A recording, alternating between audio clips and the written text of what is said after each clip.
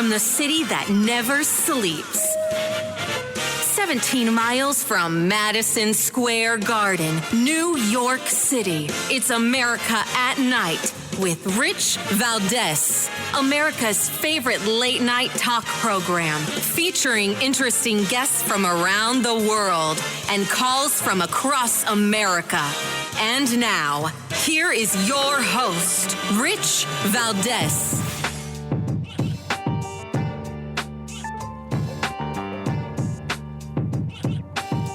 Hi there, good evening, and what's up, America? I am Rich Valdez, Valdez with an S, at Rich Valdez on all of the social media. I hope everybody had a great Easter weekend. Today is Monday. Welcome to the program. If you want to join the show, call us 833-482-5337, 833-4-VALDEZ. And again, we celebrated the resurrection of the Lord Jesus Christ this weekend. For those of you that observe, for those of you that don't, you don't know what you're missing. Anyway, it was a lot of fun. I saw lots of egg hunting, lots of people at church, lots of fun. I had a great time. Actually, all of Holy Week. Had some friends in town from California, and it was just great. It really was a fantastic weekend. I hope you guys enjoyed as well. And I posted those pictures, by the way, if anybody wants to see them, on Instagram and on the social media at Rich Valdez with an S. Now, there's a bunch of things that happened, right? It was a big deal yesterday that Easter came early this year. Right? It's usually in April, and it happened on the 31st of March, which also happens to be the Trans Day of Visibility. All right? That was a very big deal, and this was upsetting for a lot of people. And listen, I don't observe the Trans Day of Visibility per se, because I've never been trans and that type of thing. But it was offensive to a lot of people who were trying to observe the resurrection, Easter. And lo and behold, voila, it's the same day this year as the Trans Day of Visibility. Now, I think some people might have thought that Biden did that on purpose. I don't think he did. He's not that clever. I think it's been on March 31st for the last, since they started doing this thing about a decade ago or 9 years ago. But that was the case. Now, what he did do that I thought was in very poor taste and very poor form was how he decided to ban certain types of religious expression from the designs at the White House Easter egg hunt. And I thought, man, this is not a good look. Right here, listen to this. Religious themed designs banned from the White House Easter egg contest. Children's egg designs are part of the annual White House Easter egg traditions, and the kids of the National Guard are prohibited from submitting religious Easter eggs designs for the 2024 Celebrating National Guard Families event at the White House. The art contest is part of the White House's Easter traditions, which include the annual Easter egg roll. The flyer for the contest states that an Easter egg design submission must not include any questionable content, religious symbols, overtly religious themes, or partisan political statements. Now, I'm going to pause right there, and I'm going to say, hold on a second. Now, I understand that, it's the moon, and it was a pagan holiday, and it was this, that, and the other thing, and then, when the Catholic Church started out, and they claimed this day to be Easter, but nonetheless, it is the observance of the resurrection of Christ. Why on earth would you say that you're going to ban religious-themed eggs when it's an Easter event? Now, I know there's some smart guy out there saying, well, hello, the Establishment Clause, right? The government can't establish any type of religion. That's not an establishment of religion. Come on. It's no more than opening every session of Congress with a prayer, which we do. So if somebody's participating in an event, which in and of itself is in observance of a religious holiday, Easter, then I don't understand how if somebody wants to put a cross on an egg, how that, somehow would offend the White House or be a violation, like why the White House would limit religious speech. I mean, this to me is bigger than saying that it's Trans Day of Visibility in a proclamation. That was already happening. I mean, truth be told. So what's the story here? Well, as as they would say, they're just trying to do the right thing and not be partisan and not blah blah blah and blah blah blah. Now, this article goes on to explain that as part of the White House Easter traditions, America's egg farmers for nearly 50 years have proudly presented an intricately decorated commemorative Easter egg for the First Lady of the United States. Back in 2021, the White House expanded on this longstanding tradition by displaying youth-designed Easter eggs in the White House colonnade, the flyer explained. On behalf of First Lady Jill Biden, the Adjutant General of the National Guard, and the youth that are participating from across the United States, all of this stuff is inspired by the theme celebrating our military families. So there was a theme, and that's what they wanted people to do. But at the same time, maybe, let's say you're supporting a military family by praying for them. And you want to put, praying hands, a Bible, maybe a cross. That's it. You're fired, right? You're not allowed to do that. You'll get canceled. I'm just so disappointed in this. And again, I don't want to be misunderstood here. My disappointment doesn't mean I think it's okay, but I disagree. No. I don't think it's okay. I don't think that the White House has any place banning anybody's free speech in the White House, right? I mean, if there's any place that you can have free political speech, it's got to be inside the White House, right? It's literally the White House of the United States. Anyway, the quote here, children are asked to design eggs with images based on their own lives. Selected designs will be representative of each unique experience and story of the children of the National Guard and will be brought to life on these hen eggs by talented egg artists from all across the country and displayed in the White House for Easter and for Passover. All I know is this is a disgrace, and every religious leader in America should be telling their flock that this administration is one of the least friendly we've ever seen. I know there are people that will say, yeah, but what about Barack Obama? I'll say, listen, I don't like what his pastor, Jeremiah Wright, said, but at least his pastor was active, and he was there with him. And I think he served as associate pastor in that church. Joe Biden's one of these guys that, shows up every now and again and is banned from half the Catholic Church in the country because of his position on abortion. Maybe not half, but you get my point. Very, very disappointing. Very disappointed in Joe El Baboso Biden. But, of course, what's new? Well, I'll tell you some of the things that are new that I've seen today. We've got the IDF, the Israeli Defense Forces, killing a top Iranian general. There's also some action in Syria. We're going to get to the bottom of that straight ahead with the former commander for the United States-Israel Joint Task Force for Missile Defense, Major General Bob Dees, retired from the United States military.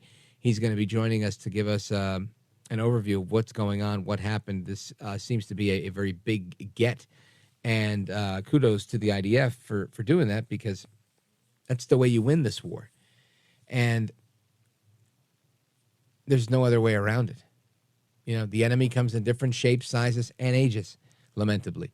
And as much as I want to see this thing end, as much as anybody else, I think there's a job that does have to be done. There is an evil that has to be eradicated, and you can't stop halfway. You have to see it through. It's the only way to keep the Israelis safe, and so that they never, ever again have to endure what they did in this this horrific attack that they endured on the 7th of October. Anyway, stick with me. It's Rich Valdez. I'm here with you straight till 1 a.m. in the morning. Welcome back. Happy Monday. 833-482-5337. 833-4-VALDEZ. This is America at Night with Rich Valdez.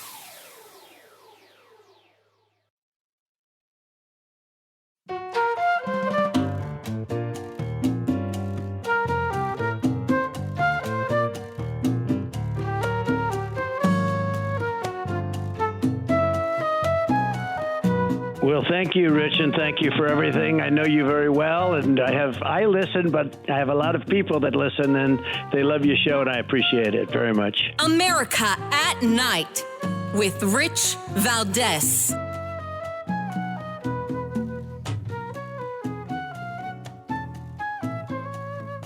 Hey, Iranian state media says a suspected Israeli strike has destroyed an Iranian embassy building in the Syrian capital Damascus, with the senior commander in the powerful Iranian Revolutionary Guard among those killed. Israel hasn't commented on the incident. Iranian state television is reporting the senior commander is Reza Zahedi, who led the Palestinian division of the Revolutionary Guard Quds Force. The UK-based War Monitor, the Syrian Observatory for Human Rights, says at least 8 people have died, but as yet there's no official confirmation of the figures. Iran's ambassador and his family are reportedly unharmed. All right, that is a report from the BBC, and you've heard it, that one of the top Iranian generals was killed by the IDF, the Israeli Defense Forces, and I want to get the take of Major General Bob Dees. He's retired from the United States Army after 31 years. He was the commander for the U.S.-Israeli Joint Task Force with respect to missile defense, and seemed like a very fitting expert for this particular topic. General, welcome back. Well, good to be back, Rich. How was your Easter? It was good. We're here at Valor Farm with a bunch of veterans, the National Center for Healthy Veterans. We had a sunrise service and a full day of activities with veterans and their families. So it was a good Easter for us. Amen to that. Now, this news seems to be some of the better news, and by better I mean just eventful rather than lately the news coming out of the Middle East seems to be just constantly blaming Israel. Today seems they've gotten a strike that is effective, right? They can't say they're killing women and children when they're getting Iranian generals, which I think is fantastic. How strategic of a blow was this to Hamas and overall to Iran? Yeah, well, I think it's significant. I would say the impact is greater for Iran. They have tentacles that go all throughout the Middle East through their various surrogates. And so this was a general that had been exporting weapons from Iran into Syria. The impact on Hamas, I don't think that's significant, other than to illustrate that the Israelis are not timid. They take decisive action. One shot, one kill in this case, and that was a good thing with General Zahedi, who was exporting terror, among other things. Now, there seems to be like a pretty vast network throughout the Middle East of where these guys are operating from. It's not just Gaza, as some at home might think. Tell us a little bit of the lay of the land, how these guys are operating from these different locations. Sure, you bet. Well, first of all, in the world of Islam, you have Sunnis and Shias, and so it's helpful to recognize who's who. For many decades they would never collaborate, but now they are collaborating. And so when you look at the Iranian surrogates, starting in the south, you have the Houthi rebels. They're Shia in origin, and they've been fighting against Saudi and a lot of other people in the Middle East for a long time. They now are focusing their efforts on the Red Sea, and we are well familiar with the news reports about them shooting missiles and so forth, and also drone attacks. So then if you go north into Israel itself on the Gaza Strip, you have Hamas. Now, Hamas is Sunni in origin, but they are collaborating with the Iranians who are Shia. The Hamas has been collaborating with Iran for a significant period of time. The first smoking gun was back in 2002 when an Iranian ship was discovered smuggling weapons into the Gaza Strip. The way they do that, they go up through the Red Sea, Suez Canal, into the Mediterranean, and then the Iranian ship would drop shipping containers out from under, unseen from the surface, and then Gaza fishermen would come and net it, take it to underground caves, and then the next day, those rockets from Iran would be headed towards Israel. And so that's all the collaboration with Iran that's happening at the Gaza Strip, Hamas, etc. And then in the north, you have Hezbollah. Hezbollah is a Shia organization, very aligned with Iran, philosophically as well as practically. And then that Hezbollah, this general that was killed, he was supplying Hezbollah as well as supplying Syrian forces with Iranian weapons. So that's the lay of the land. And then, frankly, I have to think in the United States that they have tentacles as well. And I don't know if they feel like they have critical mass where they can do something dangerous in the United States in terms of retaliation. But I do know we have many sleeper cells, and they are exporting terrorism anywhere they can. And with our southern border and so forth, Rich, who knows who's in the United States and what they can do at this point. Major General Bob Dees, retired from the United States Army. And General, this is great information. I wasn't getting a lot of this from the different reports that we've seen. Folks, we're discussing the strike that killed General Mohammad Reza Zahidi, a top commander in the IRGC, the Iranian Revolutionary Guard Corps. And this is a report coming from Reuters and coming from the actual Iranians as well, that this happened. Major General Bob Dees, this is an interesting thing, and I'm wondering how many more strikes like this do you think we need, or what do you think the trajectory is? I spoke with someone recently asking them, when do you think this whole thing ends? And they said, hopefully in April. But I don't know what that's based on. What are your thoughts?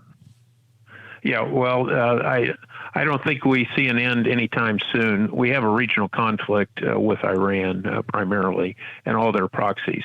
So if you're alluding to the Hamas, war against Hamas, and deliberation about October 7th, that could end sooner rather than later, because what we find in some of these scenarios is that you'll fight and you'll fight and you'll fight, and it almost seems like it's a stalemate.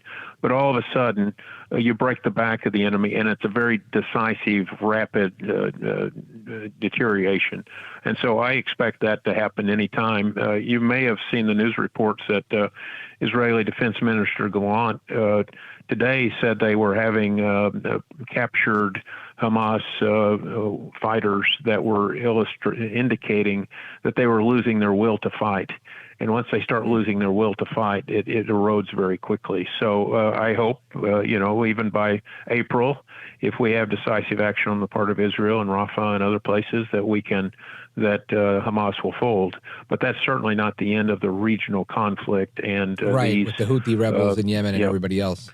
You name it, all the other surrogates of the Iranians that are at work. All right, folks, we're going to continue this conversation. We're going to add a couple of things to it as well.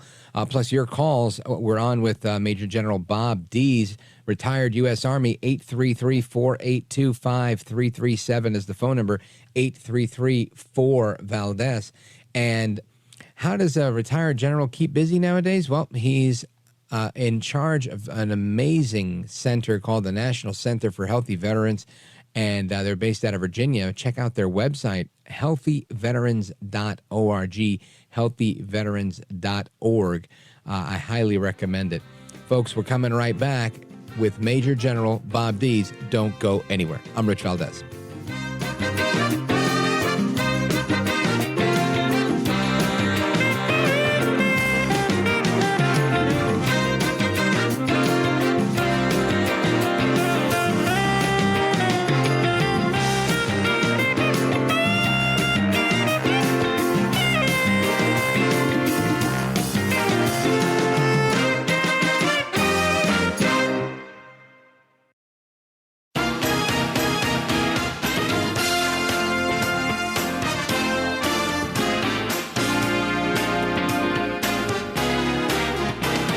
So glad to be on your show, Rich. It's just an amazing broadcast that I hope the rest of America listens to every day. America at Night with Rich Valdez. All right, amigos, welcome back. We continue our conversation with retired Major General Bob Dees. He was Vice Director for Operational Plans and Interoperability for the Department of Defense and Assistant Division Commander for the 101st Airborne. He was also Commander of the 2nd Infantry Division for the U.S. Korea Forces, Deputy Commander of V Corps in Europe, and Commander of U.S. Israeli Joint Task Force for Missile Defense. That sounds like an interesting gig, and one that uniquely qualifies you to tell us what's going on there. General, a quick tidbit of factoids for you. Today in history, exactly 45 years ago today, in 1979, was the overthrow of the Shah of Iran, and that became official as Iran voted to become an Islamic republic. Oh, my. Yeah. I wasn't tracking that date, but you're exactly right. That's great to hear, Rich. Not great to hear, but that's a very significant date. I have a lot of battle buddies who were involved in the Desert One and some of the efforts to eventually free hostages as a result of that takeover. I look back and I'm 45 years old, and I'll be 46 next month. And I remember being a kid and seeing, the fallout, the reporting on the hostages and whatnot, as flashbacks like that happened a couple of years ago, and when Reagan was coming into office and whatnot.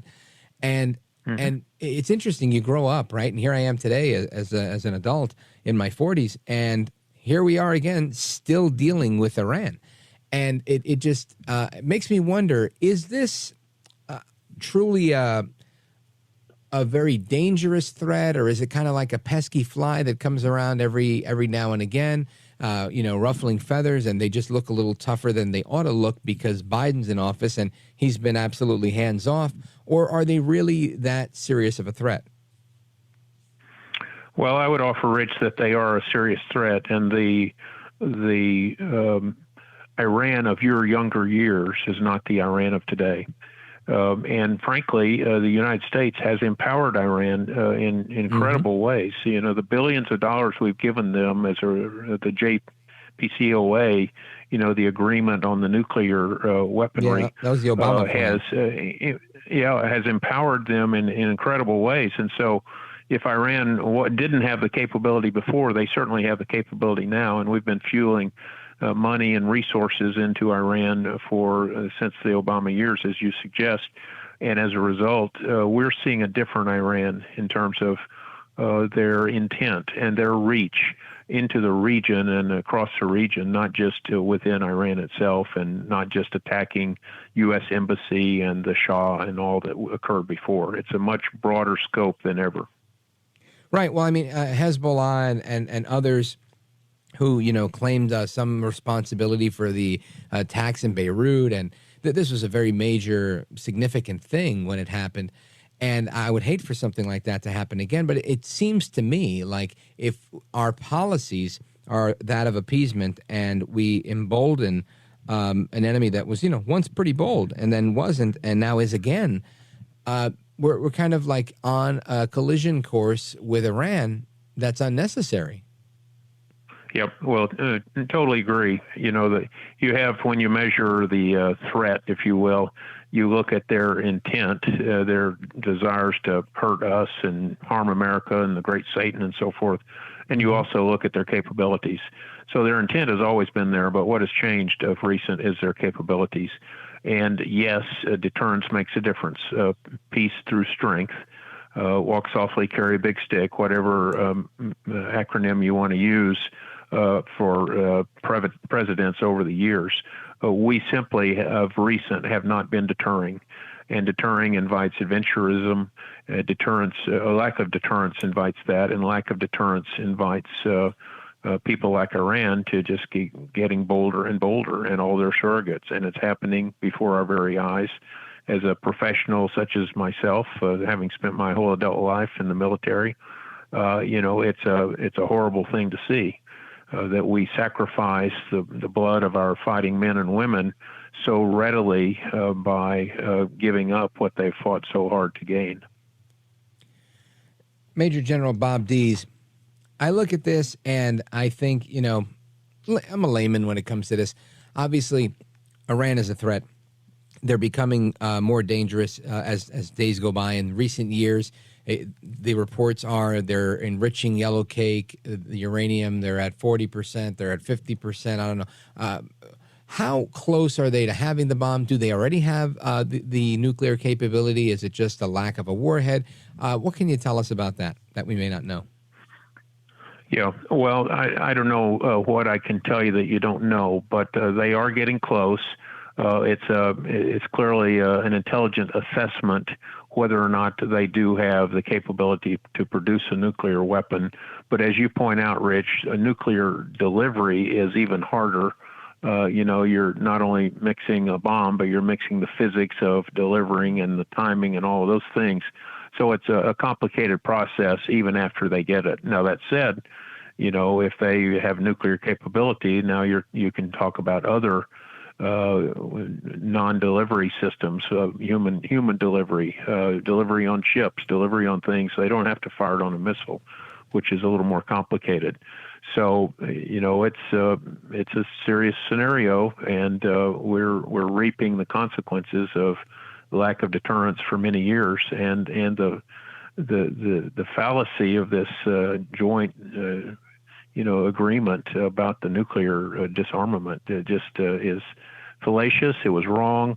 It's and the net result is that we're going to pay the price for it.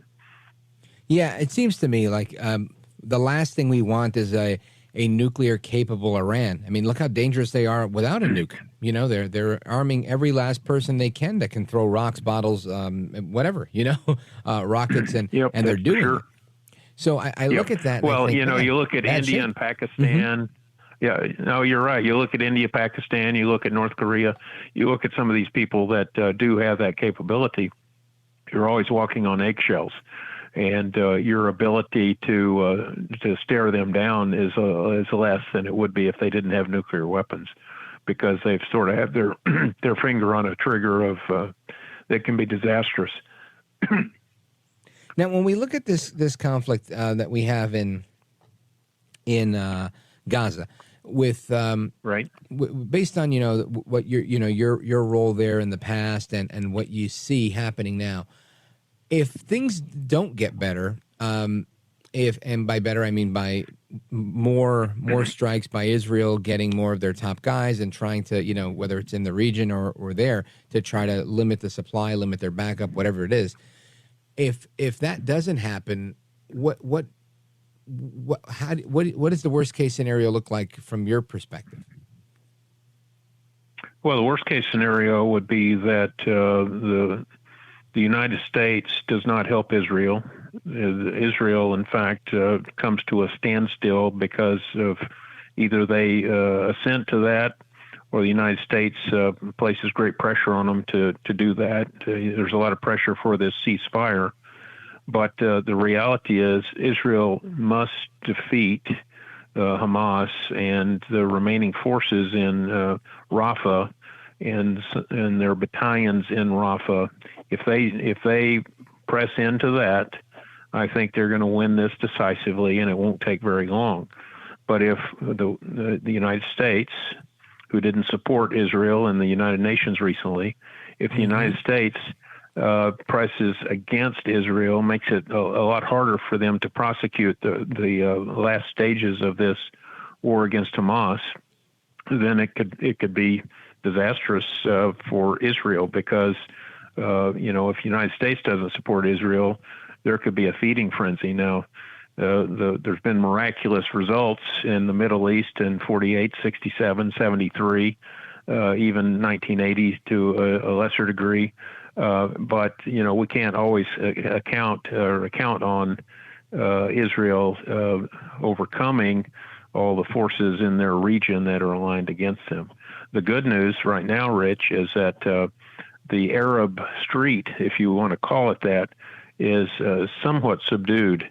And so I have to think that in their heart of hearts, some of the Arab nations actually want Hamas to be destroyed, because they recognize that Hamas is a bad actor, not doing anybody any good within the Middle East. And so I think if the United States will stay steady in the harness, to keep some backbone, that the Arab nations in the region will probably do the same.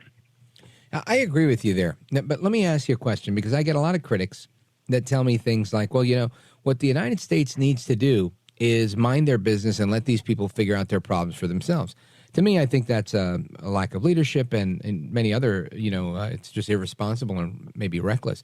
But what do you say to someone like that?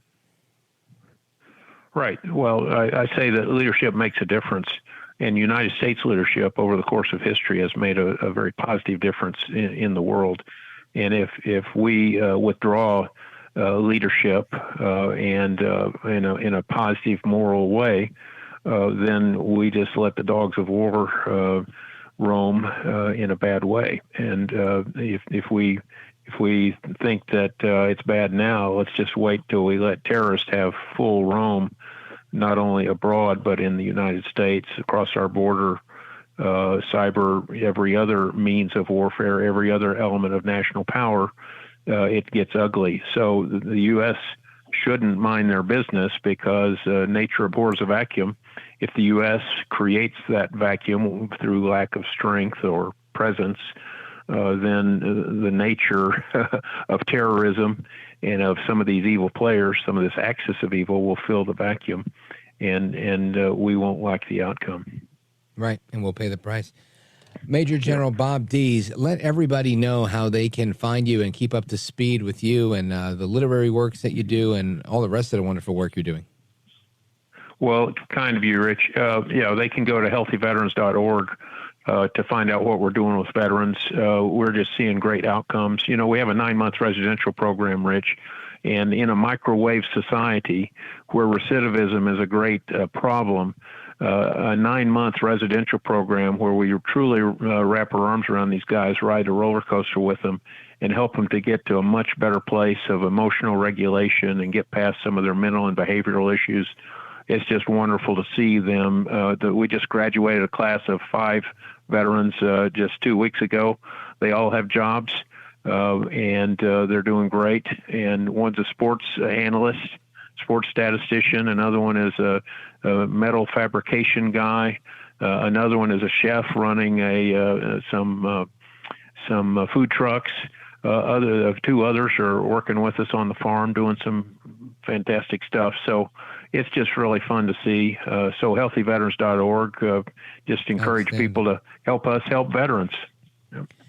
Outstanding. Major General Bob Dees, I want to thank you for being with us. Check him out at healthyveterans.org. Sir, you're a gentleman, a scholar, and a patriot, and I thank you for staying up late with us. Well, Rich, easy. Good to talk to you again. Likewise. Godspeed to you, sir. Folks, we're coming right back with the rest of your calls and more on everything that happened today. We're talking about it at night. Don't go anywhere. This is America at Night with Rich Valdez. Call now, 833-4-VALDEZ. That's 833-482-5337. 833-4-VALDEZ. That's Valdez with an S.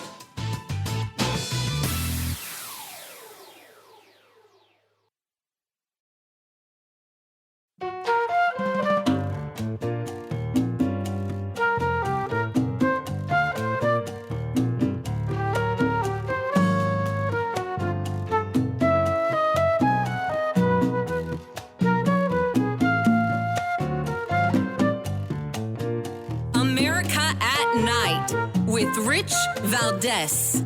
We need a permanent ceasefire. We need to bring in hundreds of trucks that are 5 miles away from Gaza right now of aid to save as many lives as possible. There's a humanitarian crisis. The majority of Gaza has already been destroyed through acts of collective punishment by this maniac, Benjamin Netanyahu. I'm 100% with Senator Schumer. He needs to be removed. He is a blockade to a pathway to peace, and we need a ceasefire right now. That's what we should be focused on, humanitarian aid, not weapons. That is Representative Jamal Bowman, congressman from New York, on MSNBC yesterday, calling Netanyahu a maniac, saying he's not 100% with Senator Chuck Schumer, saying that Netanyahu needs to be removed. Now, listen, they could say what they want to say, right? But the reality is, I think you need to be, if I say whatever I want to say, it really doesn't matter because that's what I do, right? I say stuff. I'm an opinion commentator, and people expect me to speak my mind. I don't expect members of Congress to speak their mind all the time. I expect them to practice the decorum that is expected of a member of Congress, right? Representing the United States and specifically their district. And for Bowman to call this other president a maniac, look, he can do what he wants. I mean, there's Republican members that say crazy things about our own president. But be that as it may, I think this is in very poor taste. Very poor taste. It's one thing to say that you disagree with something, but moreover, I think it's in poor taste because of all of this weighing in that the United States has on foreign policy of other countries. You know, since when do you hear congressmen here really talking about removing this person or removing that person? It's not a typical commentary that you hear from members of Congress, right? Did you hear them saying that about anybody? I mean, you name it. Name the conflict. The Taliban. We need to remove the Taliban. We need to remove Vladimir Putin. We need to remove Kim Jong-un. Right? No, I didn't hear any of that. But yet they want to say that about Netanyahu because he's in the middle of a war fighting for his country. It just seems so myopic, right? So poorly thought out. And that's typical for Mr. Bowman. I mean, this is a guy who, you know, pulled a fire alarm because he didn't want a vote to go through and then claimed that it was, oh, no, I thought it was the way to open the door. He thought he was opening a door by pulling a fire alarm. Unbelievable. He got locked up for that, by the way. He pled guilty. It really is unreal. And he's so angry. He's so angry as if he represents Gaza. He doesn't represent Gaza. He represents New York. Anyway, let's go to the phones here. Let's see. We got Dave in Pittsburgh, Pennsylvania, listening on KDKA. Dave, welcome. You're on with Rich Valdez. Go right ahead.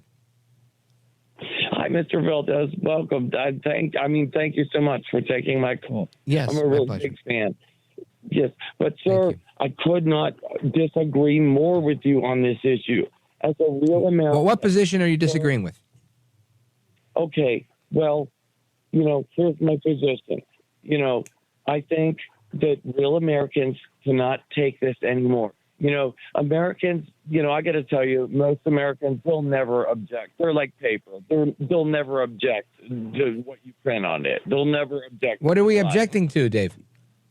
Well, how can you support, you know, if you really wanted to end the slaughter, the genocide in Gaza, why wouldn't you just stop sending bombs and missiles? Well, who says we want to stop it? It's like, hey, you need some more bombs? You need some more weapons? You need some more bunker-busting bombs to drop on the hospital, on the tent city? Yeah, I think that's the idea. I think the idea is to completely eradicate Hamas, and once there's nothing left, then the job is done. But until there's nothing left, you have to keep bombing. You were born in Gaza. I'm going to tell you, that is a damn concentration camp. And occupied people are allowed to resist. That's legal for them to fight back. You can fight for your life. That's legal. Okay? And I'm tired of this. Like, even if I don't think they may be fighting for their lives now, but I think right now it's a retaliation from October 7th where the folks from Hamas went and slit the throats of infant children and raped women and kidnapped old women and brought them into underground tunnels. And we know the rest. It's history, right? Now they're getting leveled. But they have a lot of support from Iran, and there's still plenty of fight left, as we've seen. Dave in Pittsburgh, thanks for the call. I appreciate your difference of opinion. Folks, we're coming right back. Don't go anywhere. This is America at Night with Rich Valdez.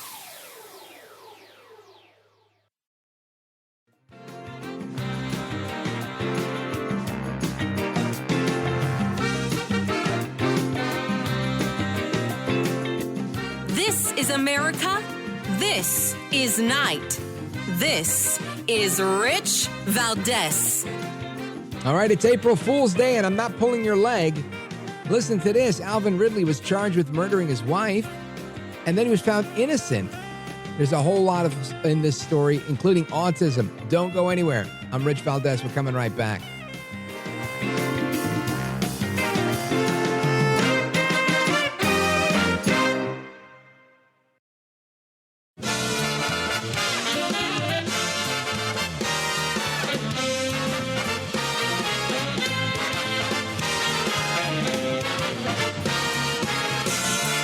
Live from the city that never sleeps. 17 miles from Madison Square Garden, New York City. It's America at Night with Rich Valdez, America's favorite late night talk program, featuring interesting guests from around the world and calls from across America. And now, here is your host, Rich Valdez. Hi there, good evening, and what's up, America? I am Rich Valdez. Welcome to hour number 2. Our phone number, if you want to join our late night national town hall conversation, 833-482-5337, 833-4-VALDEZ. And again, welcome back. It's Monday. It was Easter this weekend. Hope everybody had a great holiday. And a couple of things I want to mention. Today is the 45th anniversary of the removal of the Shah of Iran. That happened back in 1979. And another thing that today is April Fool's Day. And I wanted to start with a funny story, like a tall tale, but I really don't have one for you. So I can't do that. A friend of mine who was visiting this week from California, he posted on Instagram this beautiful video of him at his hotel in New York. Well, I kind of gave it away, but he's there on the porch and you see the background. But he posted on Instagram as if this was a new condo that he had just signed a lease for because he'd gotten this new job in New York City, and he put it out to all of his friends, and they were all like, oh my gosh, congratulations. Then he hit him with the April Fool's. I kind of saw it coming because I knew he was here because we hung out this weekend. But that was a pretty elaborate prank, and his teenage daughter was behind it. And as much as I love a good prank and a good joke, I didn't have one. I didn't have one for you. I was thinking of starting with something like, you know what? I've decided I'm going to endorse Joe Biden for president, but I don't think anybody would believe me, so it wasn't really going to be a good April Fool's joke anyway. But some of the things that are going on in the world, Speaker Mike Johnson is set to meet with Marjorie Taylor Greene, Congresswoman from Georgia, following her motion to vacate. That means to fire him for getting in on that deal, that spending deal. And we know that's what happened to McCarthy. I hope it's not a repeat of what happened to McCarthy. But you never know. There's some people that mean business, and they want the speaker to not engage in spending. So let's see how this plays out. I'm hopeful that we won't see any more deals like that. Hopefully he takes her seriously. Let's see. We also have Lou Conter. He was the last survivor on the the USS Arizona from Pearl Harbor, the Pearl Harbor attack. He's died at 102 years old. Well, thank you for your service, Lou Conter, a real American hero.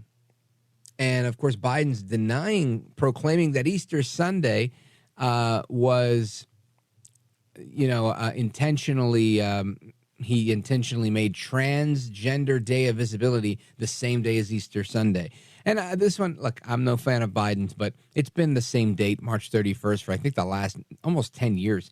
So I don't think we can nab this one on him, unless it was, that's a lie. And Google went and changed all the dates, to backdate everything. I wouldn't be surprised if they did that, but I don't think that's how it goes. Vladimir Putin's ordered 150,000 civilians into military service. Maybe we'll talk about that in Open Phone America. And I want to get into this true crime story. And this is a true crime story that's really, in my opinion, a fascinating one because it entails many different things, right? Not only a gentleman, Alvin Ridley, charged with murdering his wife, only to be found innocent thanks to overlooked evidence that was somewhat peculiar. But he was struggling with his own demons. And this book, Zenith Man, Death, Love, and Redemption in a Georgia Courtroom, it's a fascinating story, right? And it includes many aspects of many different things. We're also later going to hear from the author about autism, mental illness, and the dangers of gossip and small-town speculation. And I think it's so interesting how you bring things that are kind of, everybody faces, right? Everybody's dealing with autism, mental illness, and the dangers of gossip, I have to say, in one way or another in their everyday lives. And when you see that intertwined with a story like this, it's hard to pass it up, right? So I want to welcome our guest. He's the author of the book, Zenith Man, Death, Love, and Redemption in a Georgia Courtroom. His name is McCracken Poston, and he's here with us now. Sir, welcome. Thank you, Rich Valdez. I'm very honored to be here.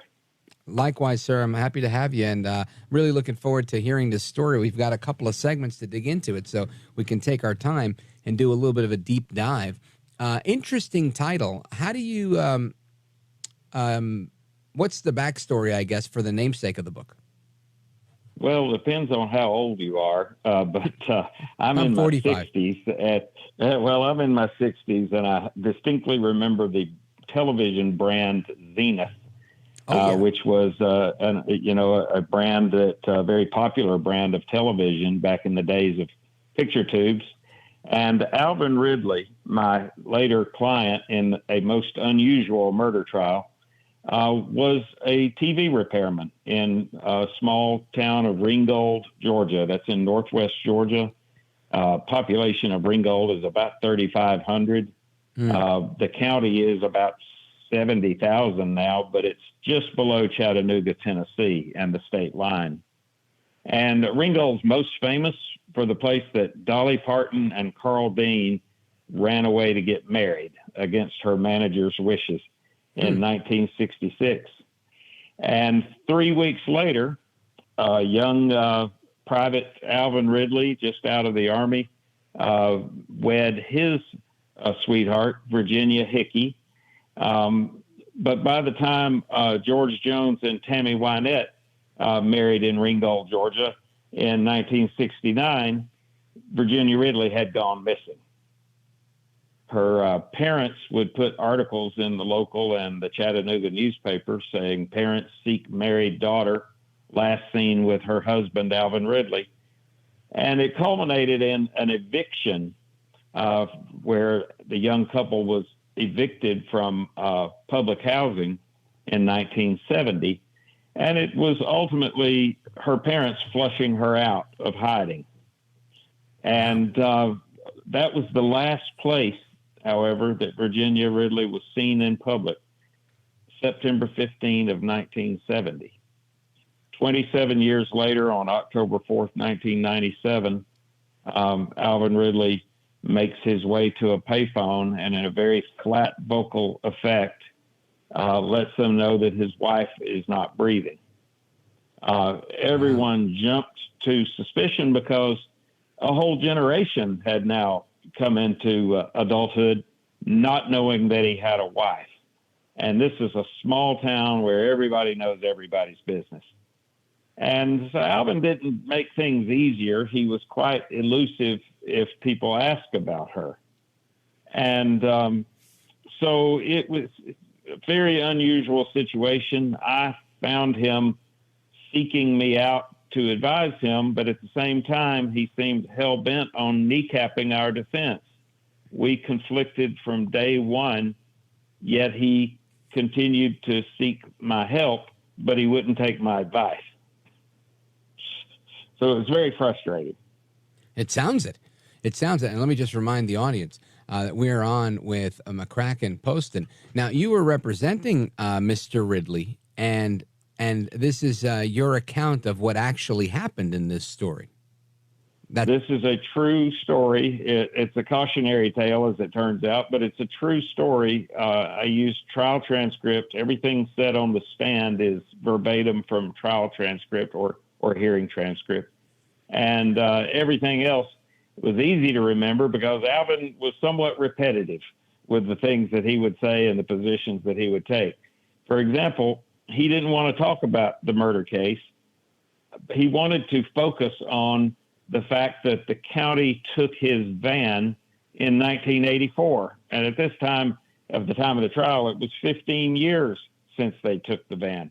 When I dug into it, I realized that he got the van back after 3 weeks, but he refuses to accept it. So the van is now 40 years rusting into the earth with trees growing all around it. He has a kind of a Rube Goldberg theory of causation of things, and he filed a number of frivolous lawsuits. He became a real malcontent, a real gadfly in the community, which also didn't help when a dead woman showed up in his house. Wow. Well, I want to pick it up right there when we come back. Folks, we're on with McCracken Poston, a real-life attorney who represented this client, wrote a book about it. It's called Zenith Man, Death, Love, and Redemption in a Georgia Courtroom. I can't wait till you hear about how this unfolds. It's really quite the tale. Folks, don't go anywhere. We're coming right back. This is America at Night with Rich Valdez.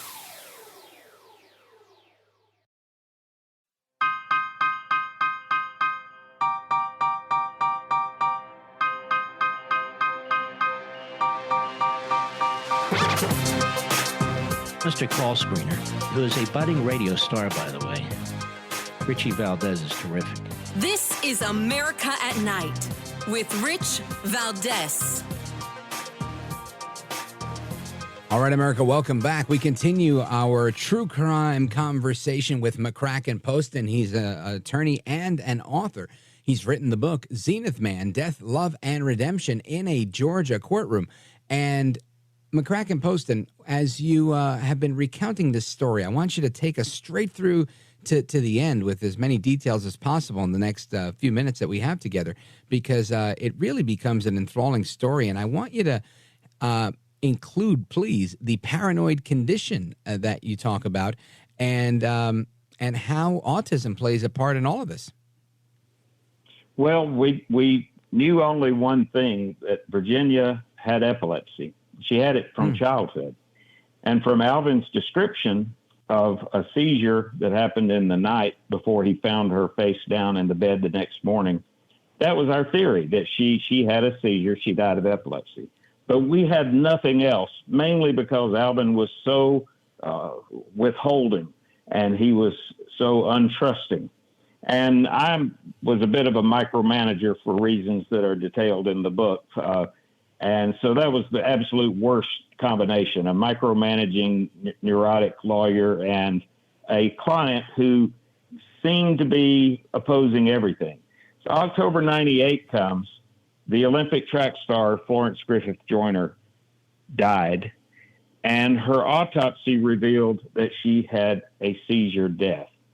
Well, I got her autopsy, and it was extremely similar to that of Virginia Ridley. So that's because they're so rare, an epilepsy death. I needed that. Then Thanksgiving of 1998, my parents made a turkey plate, and insisted that I take it to Alvin Ridley. That was the last place I wanted to go on Thanksgiving of 1998. And after a year of not letting me in his home, that turkey plate bought me admission into his house, where I found voluminous writings by Virginia Ridley that he had put on the wall as somewhat of a shrine. She obsessively wrote every day, many pages dated, others dated by correspondence. She wrote President Richard Nixon to complain about their eviction from their local public housing. Someone from HUD wrote her back referencing her letter to President Nixon. She wrote to other presidents. She wrote about all of the moon landings. I only found out on the eve of trial that this was a condition called hypergraphia. It does not change what you write or affect what you write. It just compels you to write. Now, we had such an ordeal of a trial. Alvin was not going to testify because I feared what a jury would think when we're trying to talk about his wife and he wants to talk about the county seizing his van. We had a lot of arguments about this. I would say, we've got to talk about this murder case. And he'd say, no, we don't, because I didn't murder her. But the county did take my van. So it would be ridiculous things like that. He says that Jesus appeared to him during the trial and told him he had to testify. And I got to tell you, Jesus gave some pretty good legal advice, because Alvin testified beautifully. Now, only 3 years ago, Rich, this trial was 25 years ago. Only 3 years ago. It was featured on Forensic Files. A lot of your viewers, listeners will know the case from Forensic Files. Some will know it from A&E's American Justice. But none of these tellings of the story explained Alvin very well. So just 3 years ago, one of the jurors suggested she had become a nurse and she reached out to me and said, "Do you think Alvin is autistic?" Well, suddenly, because nobody was talking about adult autism in 1999. Right. Suddenly, we all know someone with autism now, and it made sense to me. I took him to Atlanta with his permission. I shared the results with the community, and the community has really warmed up to this guy who they had ostracized for most of his life, especially the latter half of his life. So Alvin is having a wonderful life now. But the cautionary tale here is there are 5.5 million adults that are undiagnosed, and they're having encounters with law enforcement and courts to this day. And these are situations where a misunderstanding or a misjudgment could be fatal. So I'm hoping that everyone will see this as a call to action about getting more training by not only law enforcement, but judges as well, as to defendants with who are on the spectrum. McCracken, Poston, I think this is such an important point. Today, Monday, April 1st, marks the beginning of Autism Awareness Month, and that goes straight through the 30th. And this is real in so many conditions, but autism is one of those, right? It's very important. And you're right. Many of us know somebody or someone that has a child, but oftentimes if you weren't diagnosed as a kid, you don't know if you have it as a child. And it's a fascinating thing because everybody functions at a different level with these spectrum disorders. So I think it's a remarkable thing that you pointed out. How does the story culminate? Well, Alvin Ridley is now 82 years old. He and I go to lunch religiously on Mondays and Thursdays of every week and have for years. Alvin is a very fascinating individual. I like to say he's my friend.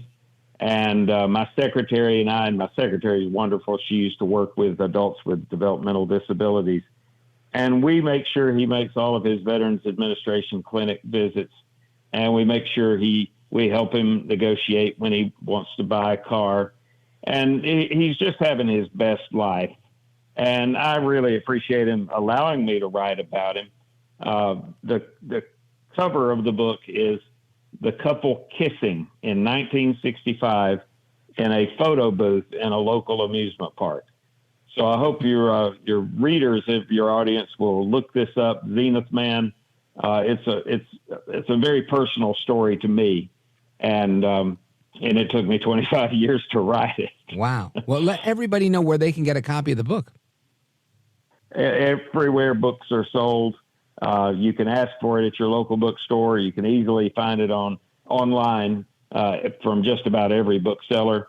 But again, it's Zenith Man, Death, Love, and Redemption in a Georgia Courtroom with the kissing couple from the photo booth shot.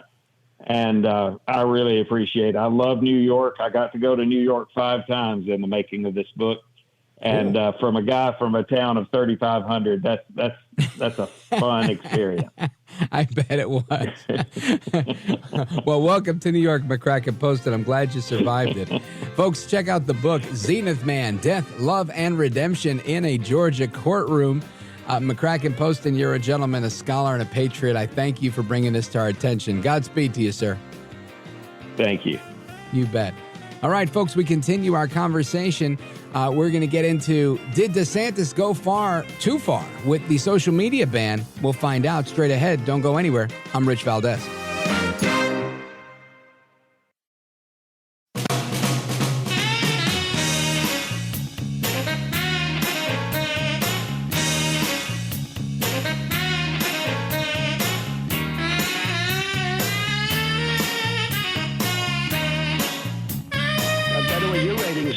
Congratulations, and somebody. It's always nice to check.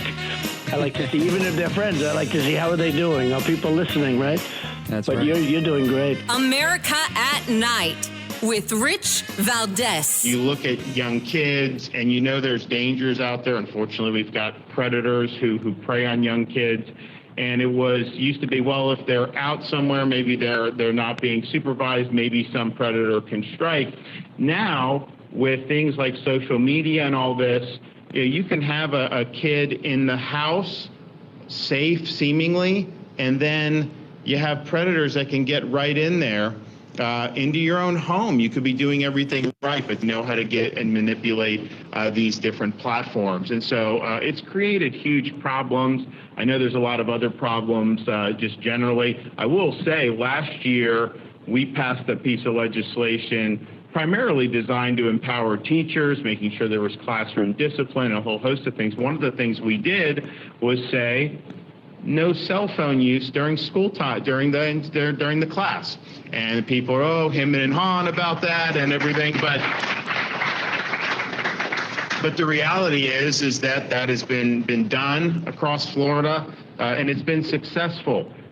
Being buried in those devices all day is not the best way to grow up. It's not the best way to get a good education. So we're proud of that, and I think what they've done today is going to build off that, and ultimately, trying to help parents navigate this very difficult terrain that we have now with raising kids. Now, that's Governor Ron DeSantis of Florida talking about the dangers of social media and whatnot. And he recently signed a bill that would limit, right, in effect bans children under 14 from using social media. And this is something I think a lot of people are applauding. However, there are some people out there saying, no bueno, we can't do that. One of those that disagree is Jason Sheppard. He's the founder of Wimpkin Social Media, and he's also started an app called dateontheright.com. Check that out as well. And Jason Sheppard is coming back with us. Jason Sheppard, welcome back, sir. Rich, thank you so much for having me. I appreciate it. Yeah, likewise. So let's talk about this, because I know that this is one of those things that's a bone of contention for a lot of people when we talk about social media. For example, I don't think the government should ever ban any type of media. I don't think that's the government's job per se, and that's my view in particular with the TikTok ban that we recently saw that when is going up for a vote in the Senate. However, I do have a caveat where I think if it's China, then kind of all bets are off. But at the same time, I realize that free speech is the check that the founders created for the government.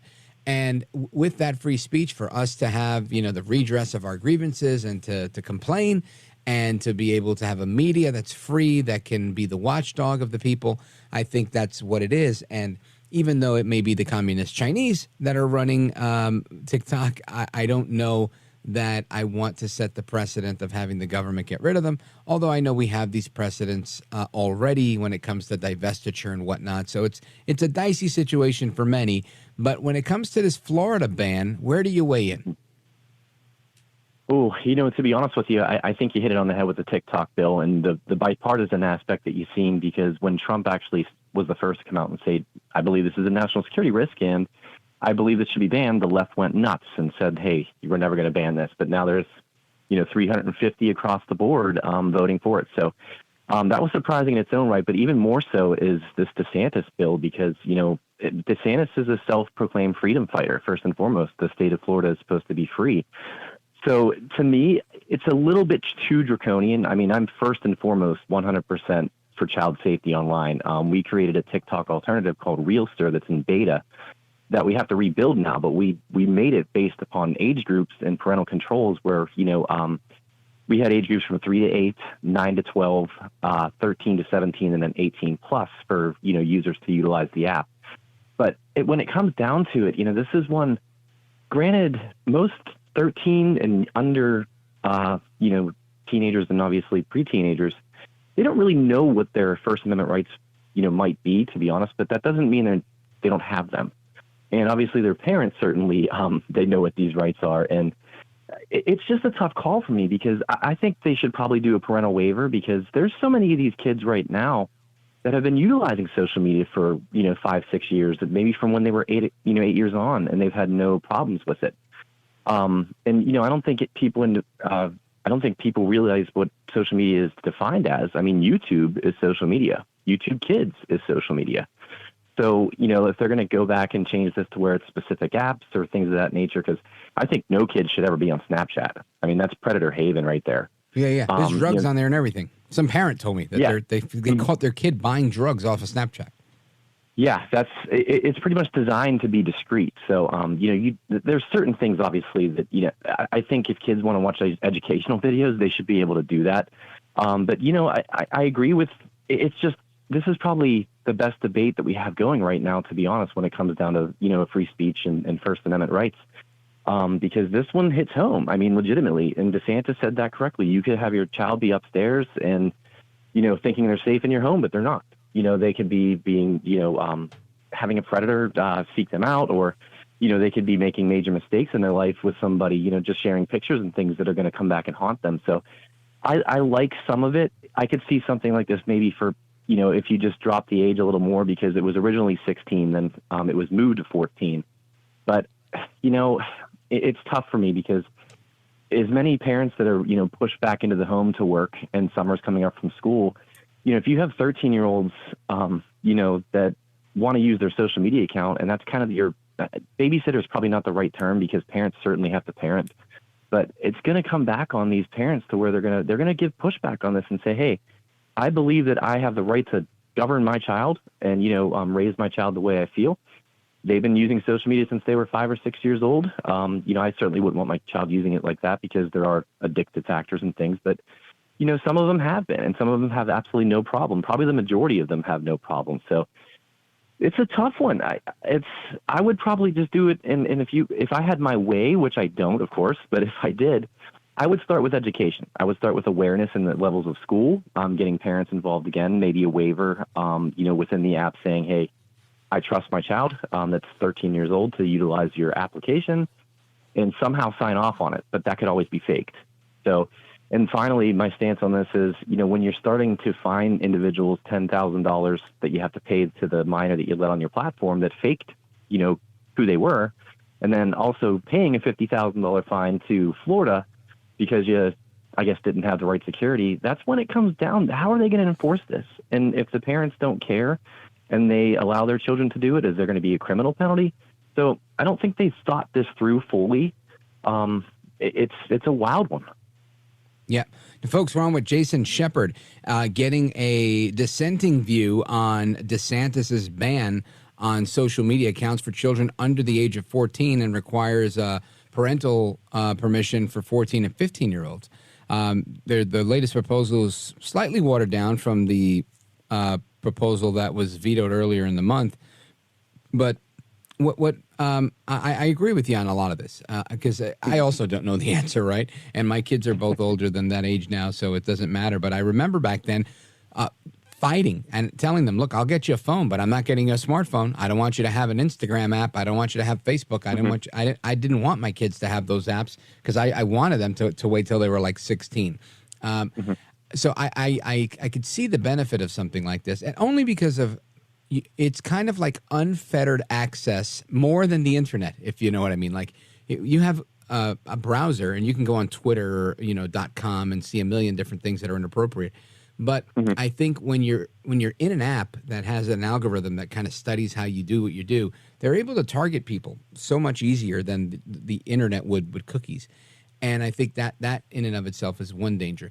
And the other one is I feel that we should not allow kids too much free reign too early, because the next thing you know, they're making the case for they want to have gender reassignment surgery or take hormone blockers, and they're making the case that this should be done at these early ages. And I think that's and again, apples and oranges, I agree. But I think the more you allow a child to think that they've reached the age of majority when they're 13, 14, 12, 15, and when they haven't, in effect, I think is somewhat of a dangerous precedent to set. So I don't know if I support this or I don't support it, but I'm enjoying the conversation. Folks, we're on with Jason Sheppard. He's the founder of Wimpkin Social Media, and we're going to come right back to continue this discussion on the not only the TikTok ban that's been in Congress, but on the ban that Governor Ron DeSantis put out in Florida. Don't go anywhere. Coming right back. This is America at Night with Rich Valdez. Call now, 833-4VALDEZ. That's 833-482-5337. 833-4VALDEZ. That's Valdez with an S.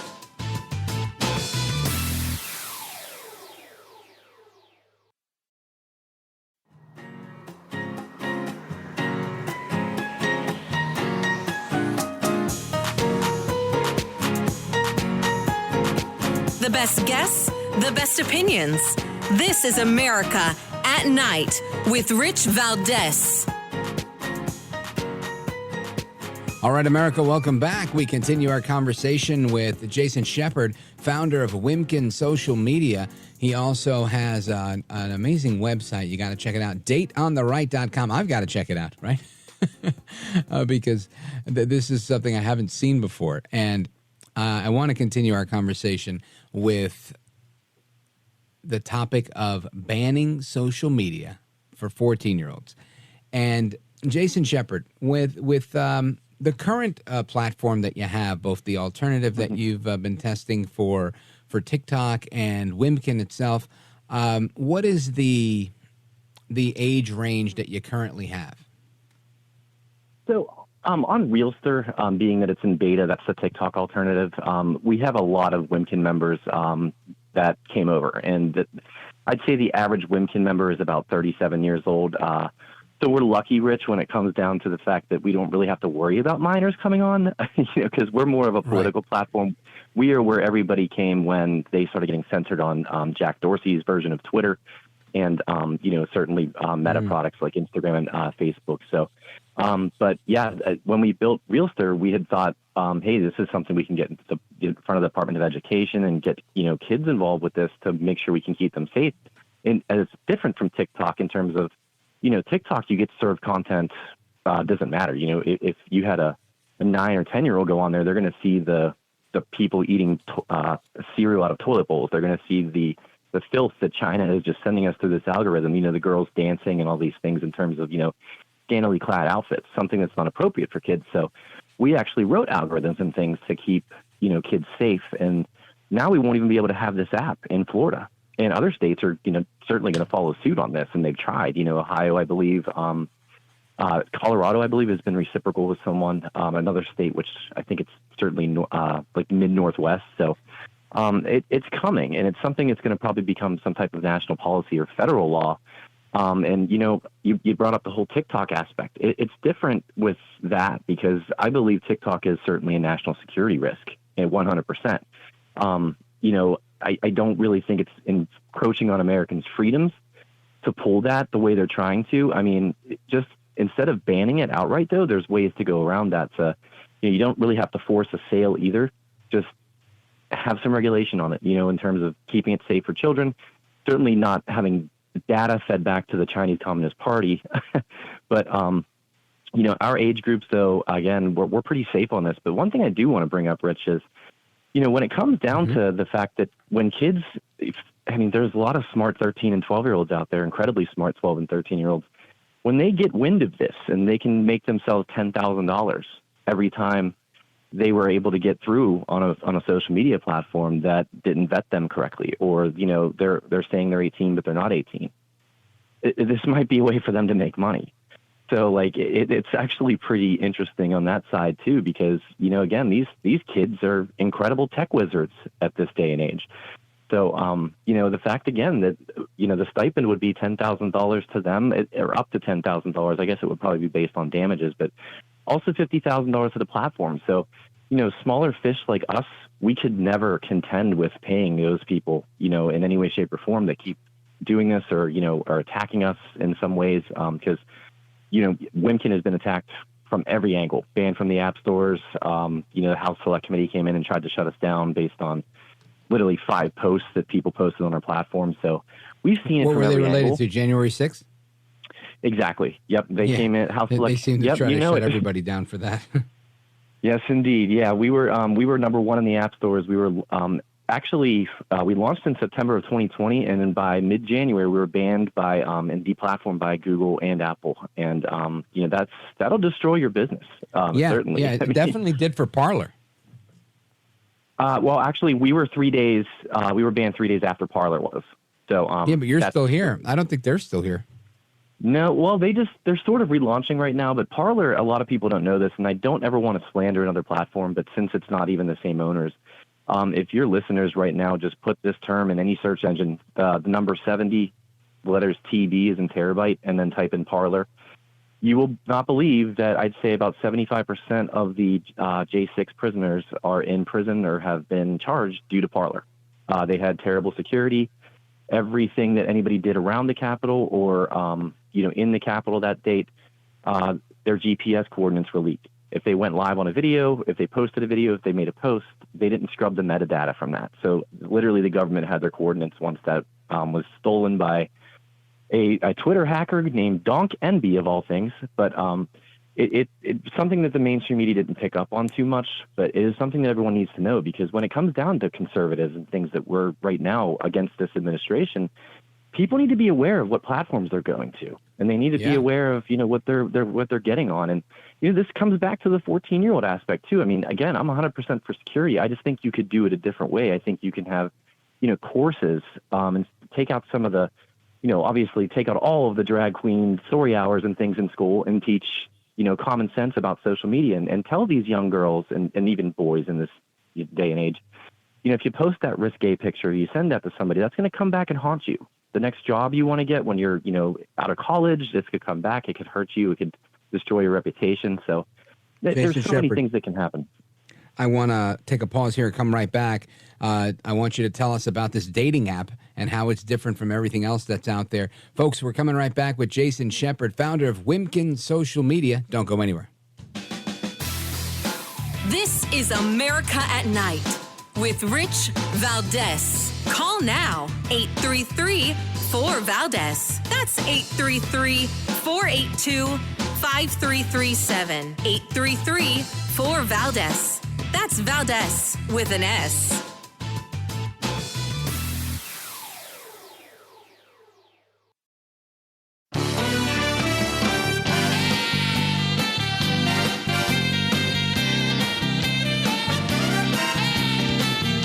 Call now, 833-4VALDEZ. That's 833-482-5337. 833-4VALDEZ. That's Valdez with an S. All right, it's April Fool's Day, everybody. Welcome back. And Open Phone America is coming up right now in a couple of minutes. But before we get to open phones, we have Jason Sheppard. He's with us. He's started a dating app. Tell us about that and how everybody can get all the great stuff you're working on. Well, hey, thank you so much, Rich. So, Doter, actually, D-O-T-R, is it stands for Date on the Right. Doter, one who dotes, of course, like a loving person. We actually, I guess we fooled some people today because we were supposed to launch today, but the app stores haven't approved it yet. But how that's different is, first and foremost, you're not going to see some crazy pronouns on there. We have 2 genders only, male and female. And yeah, mandatory verification, and even one step further, we have built-in video chat and voice calling. So if anybody doesn't believe somebody is real, you have the ability to check on that with saying, hey, I want to talk to you on a video before I meet you. So we thought, I think, everything through here, and with Date on the Right, conservatives and liberals just do not mix anymore. I mean, you'd have to be with somebody for maybe 10 years and pre-Trump to even remotely probably have a healthy relationship with them at this point. I mean, if you think about it, Rich, masks, vaccines, if you like Trump or you don't like Trump, it divides everybody. So it's hard for young people to meet that are conservative. So we wanted to create something for conservatives only to figure out a way to actually have a safe environment and meet each other. And instead of killing babies, promote having babies, actually starting families. Jason Sheppard, I read an article in New York Post a while back, and it said that liberal women were looking for conservative guys. So maybe they could go there too. Let everybody know where they can find you.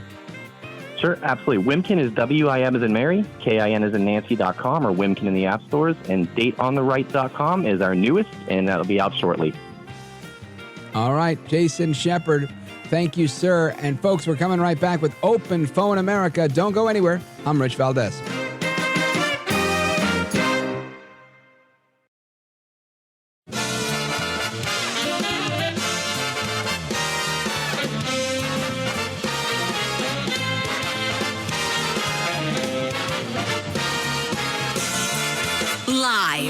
From the city that never sleeps. 17 miles from Madison Square Garden, New York City. It's America at Night with Rich Valdez. America's favorite late night talk program featuring interesting guests from around the world and calls from across America. And now, here is your host, Rich Valdez. Hi there, good evening, and what's up, America? I am Rich Valdez, Valdez with an S, at Rich Valdez on all of the social media. Welcome to the Monday night edition of the program. Hope you had a happy Easter this weekend. Our telephone number, if you want to join our late night national town hall conversation, feel free. It's Open Phone America, 833-482-5337, 833-4-VALDEZ. And there is so much to talk about. What an eventful weekend it was. I went hiking, by the way. I'll tell you a little bit more about that later. But several things. The Officer Diller of the NYPD, who was killed, had his funeral over the weekend. Again, may God rest his soul. And there was a sea of blue uniforms there. And it was really just... it made quite the impression, is all I could say. It just really, really was something that was very impressive to see, that show of support, that solidarity that they came together for him on the actual funeral. And something else I want to talk about is April Fool's Day, right? It's April Fool's Day, so I was saying earlier, I'm going to start April Fool's Day off with saying, I think Joe Biden's the best president we've ever had, and I don't think anybody would believe me, so April Fools. But he was talking about the oyster bunnies and all those things. Yes, oyster, not Easter. But before we get into the oyster bunny, Joe Biden has declared this war on Christianity, and he is following suit, right? Not only did he say that you can not use religious expression in your Easter eggs if you're part of the National Guard Family Day or some of the Easter egg activities at the White House, but it was also the signing of the proclamation to recognize Transgender Day of Visibility. So while we were making the Christianity that's infused in Easter invisible, we were making transgenderism visible with videos from different cabinet members saying things about how important it is for trans people to be seen, et cetera, et cetera, et cetera. And I got to say, people think, Rich, why are you bashing trans? I'm not bashing trans. I am just simply pointing out that it's fascinating to me that you have the president that is saying, look, we're going to have Easter celebrations and we're going to limit religious expression, and then we're going to have a whole other thing, right? Have one, but don't limit the other, right? I understand that the Transgender Day of visibility has been around since 9 or 10 years ago. But that doesn't mean that we have to limit Easter that's been around for a couple of thousand years, right? I mean, maybe it's just me. Maybe I'm the one that's a little off here. But yeah, I think that this ban on the religious theme designs is crazy. This is a guy who clearly can't even, differentiate between oysters and Easter. Listen to this. Thanks, everybody. And by the way, say hello to oyster bunnies. Come on up, bunnies. Get up here so they can see you. That's right, the oyster bunnies. Now, listen, I know some of you thinking, oh, it's Joe. He's just made, he misspoke. Everybody misspeaks. You're right. That does happen. Happens to me. The more you talk, the more you do it, right? But the real issue here is you can't downplay the fact that they're saying, look, you can make Easter eggs for our White House Easter egg party, but there's no way that you'll be able to put a cross on it. No way can you make an overtly political message about Easter, the resurrection of Jesus the Christ, the Messiah. Come on. I mean, you've got to be kidding me. Anyway, that's what happened. And again, this art contest was part of the White House's Easter tradition, which includes the annual Easter egg roll and the National Guard service as well for their children. But you must not include, here's the quote, must not include any questionable content. Who determines if it's questionable? Religious symbols, overtly religious themes, or partisan political statements. So again, who makes the determination as to whether the Easter egg that the child drew to honor that child's family or another family is overtly religious in its theme? Now, you know what's incredibly clear? Transgender Day of Visibility. Very visible, very clear. Nobody's making any bones about that. But when it comes to putting Jesus on an egg, he is risen. Let's say you want to write, he is risen on an egg. That's biblical. But guess what? You're not allowed.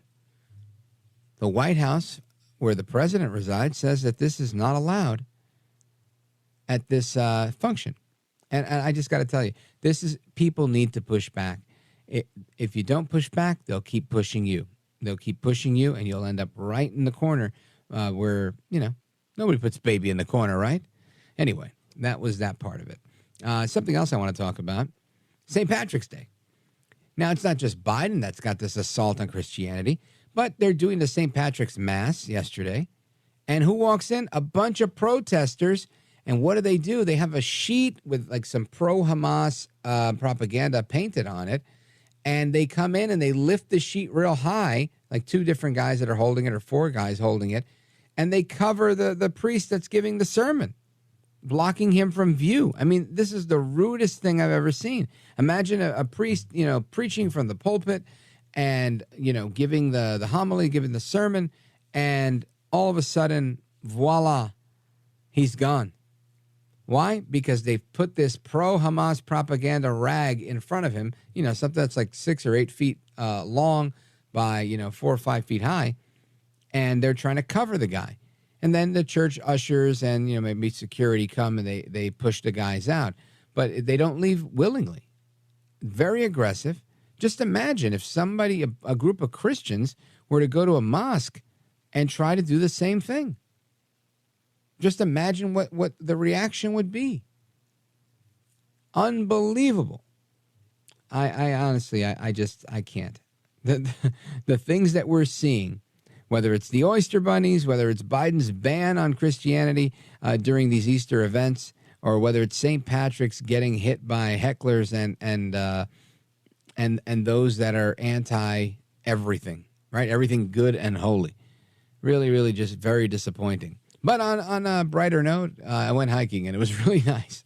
So hopefully most of you guys had a good time with your families, and we're that much closer to getting rid of Joe Biden. It's like a countdown. Maybe we'll get a little clock going for that.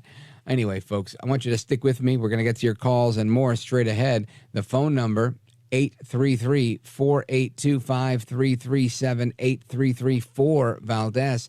And we talked about how the IDF, the Israeli Defense Force, have killed one of the top Iranian generals. That happened earlier tonight, and you definitely you can weigh in on that if you're interested. It was a very, very good topic, a great discussion that we had with Bob Dees, General Bob Dees. We also talked about this incredible true crime story, as well as the, what was the 11 o'clock topic? Let me see. That was 11:30. At 11 o'clock, it was, we did them both. The social media, 11:30, you're right, which was the ban on TikTok. And we did that with Jason. We just did that one with Jason Wimkin. I don't know. I felt like we did another topic. But those are it. And you can chime in on any one of those that you like. I'd love to get your take, both, if you're for or against this completion of the war by Israel.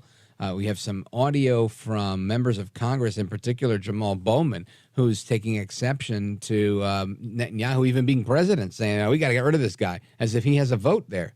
This guy has a vote in Congress, not in Israel. Anyway, all of your calls and more are coming up next. Again, the number, 833-482-5337, 833-4-Valdez. This is America at Night with Rich Valdez. Call now, 833-4-Valdez. That's 833-482-5337. 833-4-Valdez. That's Valdez with an S.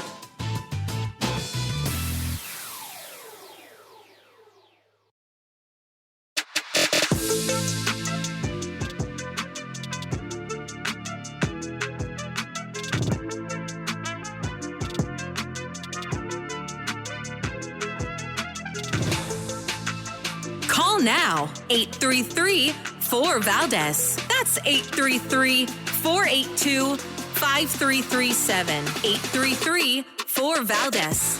That's Valdez with an S. And we immediately condemned those acts by Hamas on October 7th, as we should. But we cannot condemn October 7th and then condone the killing of civilian women and children that's happening right now. And history didn't start on October 7th. There was a blockade in Gaza prior to that. There was the propping up of Hamas by Benjamin Netanyahu prior to that. There is a occupation, military occupation for decades in the West Bank right now. As a matter of fact, 400 people have been killed in the West Bank, 400 Palestinians since October 7th. The West Bank had nothing to do with what happened on October 7th, right? That is Congressman Jamal Bowman saying that the Israelis are heavy-handed in their response. Now, we had some conversation with Major General Bob Dees earlier tonight. If you missed that, make sure you check out the replay. About an hour from now, you can hear the entire conversation absolutely for free. Go to richvaldez.com, Valdez with an S, by the way. Now, let's slow down a second. And I don't look. I'm never going to condone the killing of innocent women and civilian children. Right? That's never good.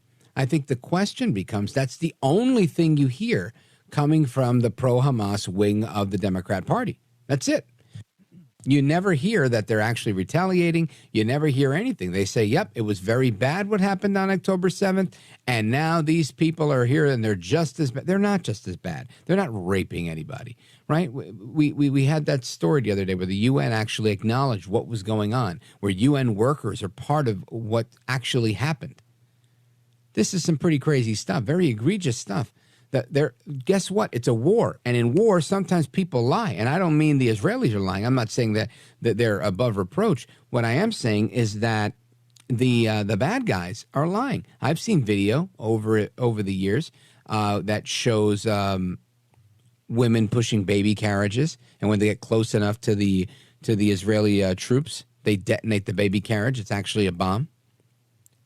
I've seen lots of things. Now, I know, look, every time I say something like that, somebody that's pro-Hamas is going to call me and say, yeah, but what about all of the abuse from the other side? What about shooting them in the kneecaps and amputating their legs? And that's something I've seen as well, that when the Israelis are defending their wall.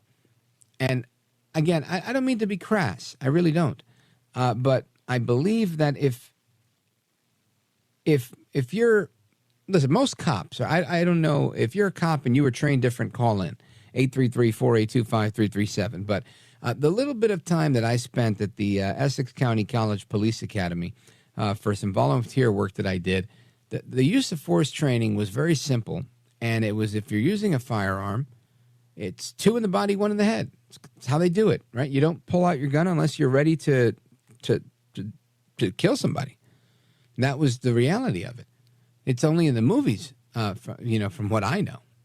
I've never met a cop that said, no, I pull out my gun. I'll shoot you in the leg. I've never heard such a thing, right? So if the police use that type of force, what do you expect these soldiers to do? And I got to say, they're not, right?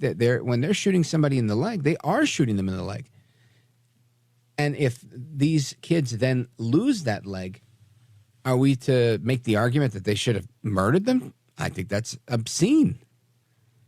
So, it's hard to win, right? It's hard to win when you're making these debates. But the reality is when you're being attacked, when somebody's shooting rockets at you, when a woman is coming with what looks like a baby in tow, but it turns out the baby's actually a bomb, what do you do? What do you do when these people, the Hamas terrorists, they go and they slit the throats of the bad guys, of the people they consider the bad guys, the Jews, innocent women and children, infants, in their sleep? So you're going to now turn to Israel and say you're not allowed to retaliate? Or we're going to say, we're going to give you, you can have a month to retaliate, but you can't have, 3 months or 4?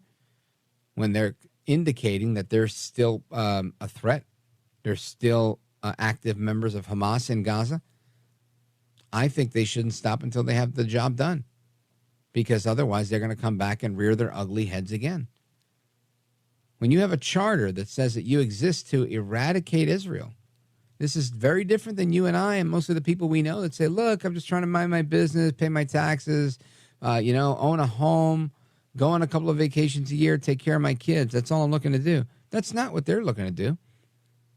These are men, women, and children that, in more often than not, I'm going to venture to say, support the political party that they elected into power back in 2005 and haven't had any significant election since. And again, I'm not trying to paint with a broad brush.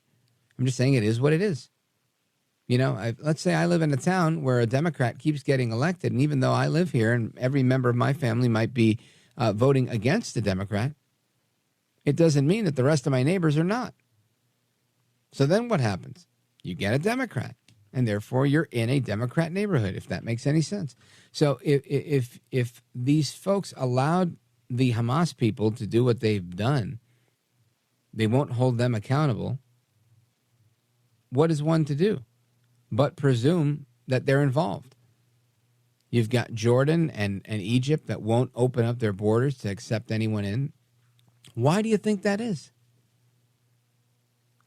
My speculation would be it's not because that they're afraid of anything other than the reality of this, right? They're afraid that these Hamas bad guys are bad guys and are going to make their way into their country.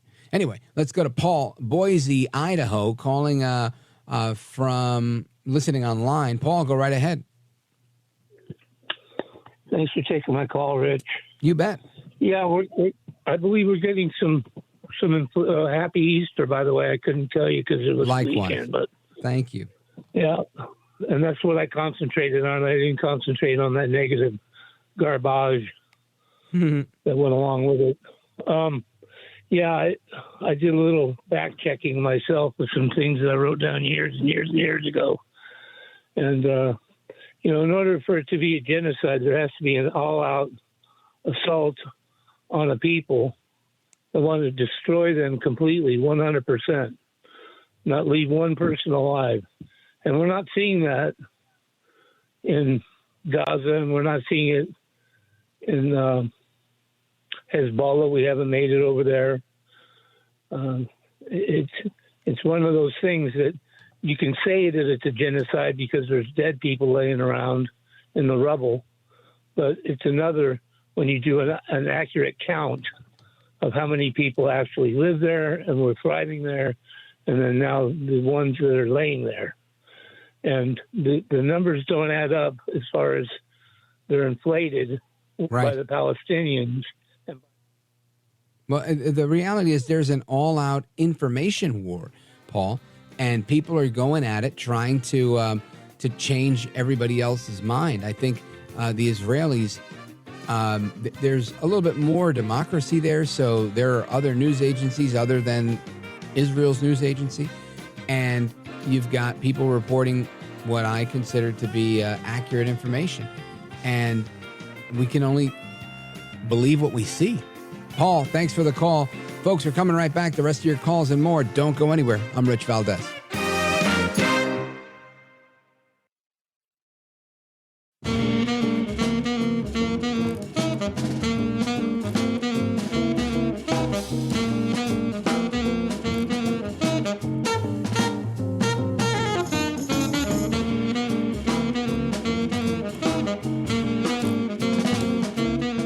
Best head of hair in live late night radio 6 years in a row.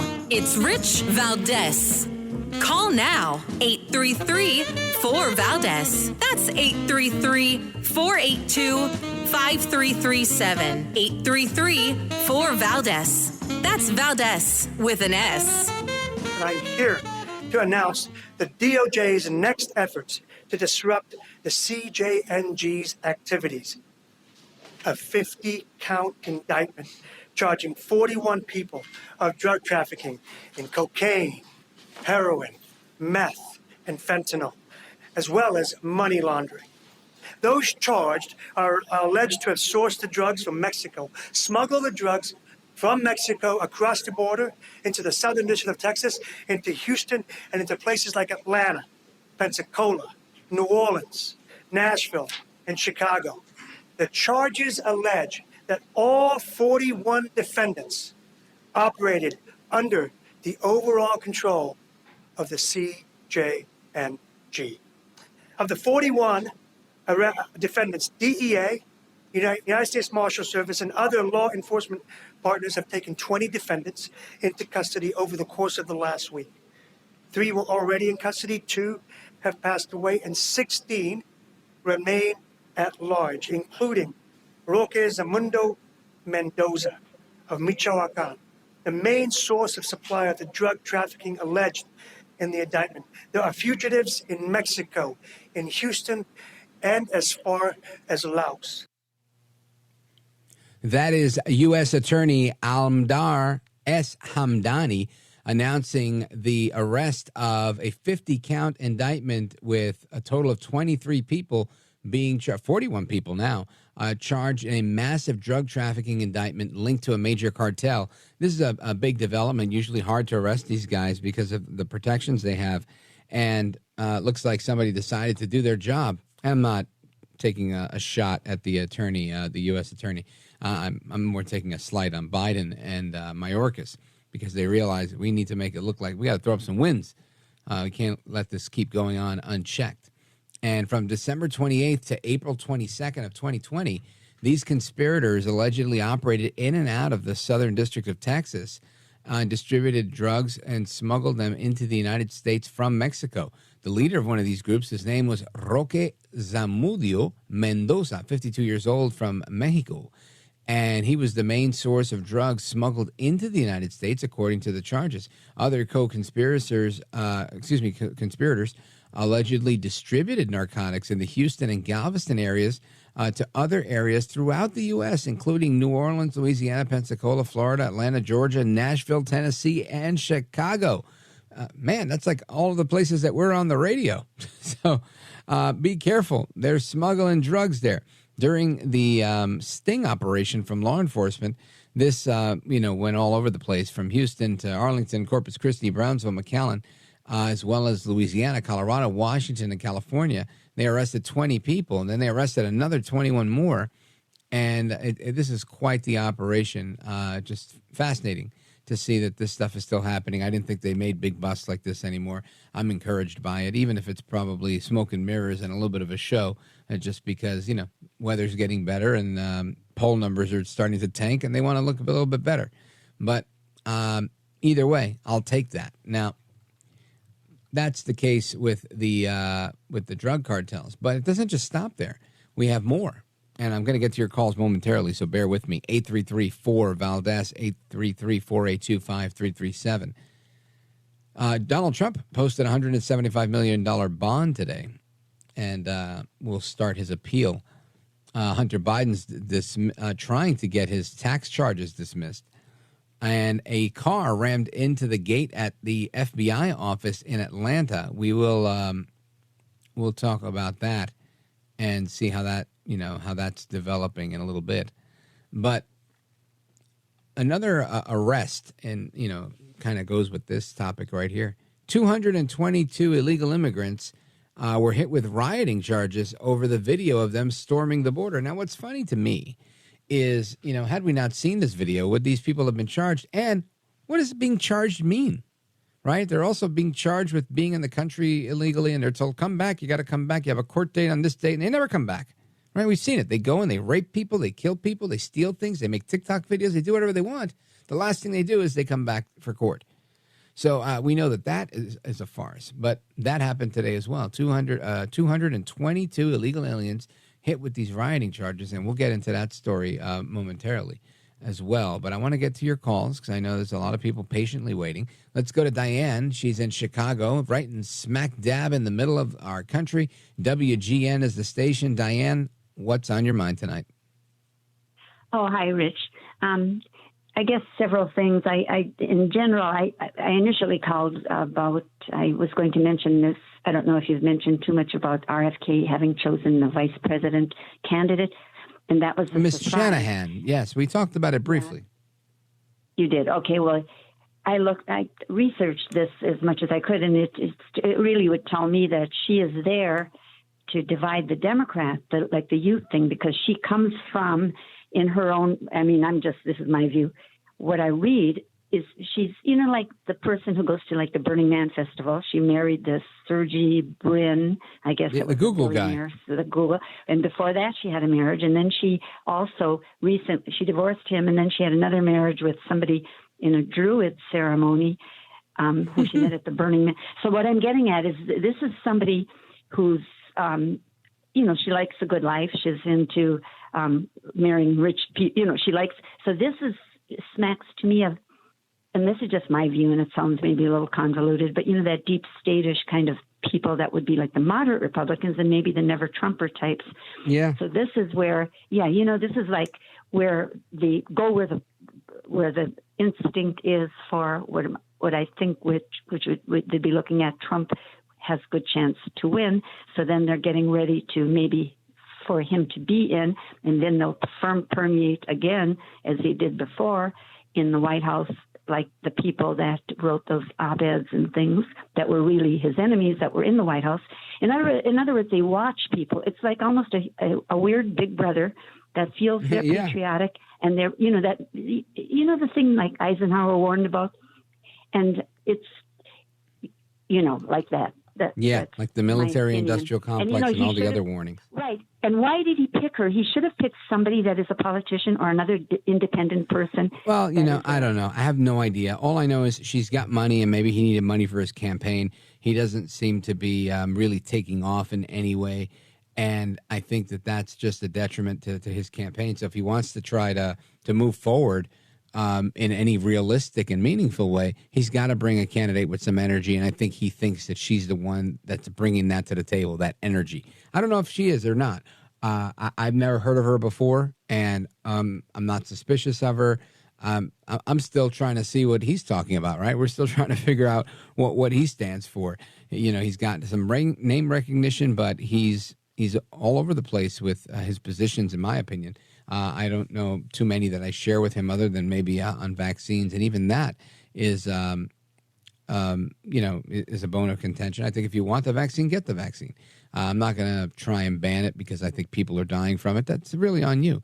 And that's my more libertarian approach. So, I'm with you. I don't know. I don't think she's a great choice, but who knows? Maybe we're all wrong about this, Diane. Big shout out to you, Diane. Everybody in Chicago listening on WGN. Thank you very much. Folks, we come back with the rest of your calls and more. Don't go anywhere.